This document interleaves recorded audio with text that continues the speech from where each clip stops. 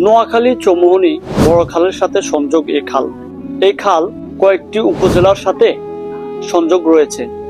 তার মধ্যে অনেকগুলো গ্রামও রয়েছে। হালকা বৃষ্টিতেই গ্রামে বর্ষা বন্যা দেখা মিলে।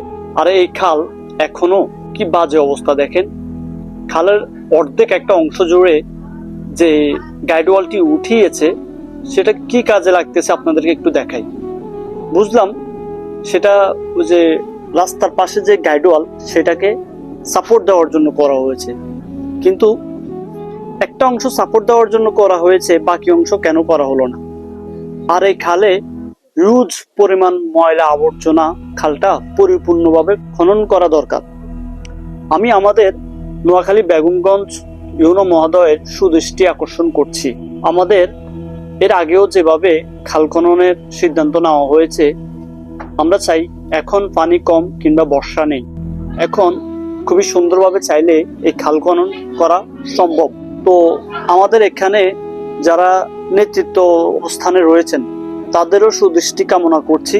আপনারাও বিষয়গুলো নিয়ে কথা বলবেন, কারণ কিছুদিন পর বৃষ্টির মৌসুম। হালকা বৃষ্টিতেই আমাদের যে আশপাশে বেগমগঞ্জে কিংবা সেনবাগ আর আশপাশে যে এরিয়াগুলো সবগুলাই হালকা বৃষ্টিতে বন্যা কবলিত হবে। আমরা চাই না এমন নতুন করে কোনো 24 আমাদের মাঝে ফিরে আসুক। তো সবাই ওই ক্ষেত্রে সচেতন থাকবেন, কারণ 24 আমাদেরকে যেটা দেখাইছে সেটা ইতিহাস হয়ে থাকবে। আমরা চাই না এমন ইতিহাস হোক।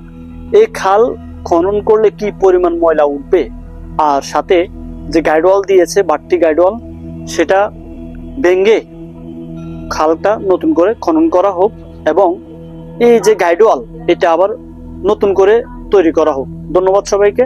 সালামু আলাইকুম। নোয়াখালী থেকে আমি নূর মোহাম্মদ মির্জা।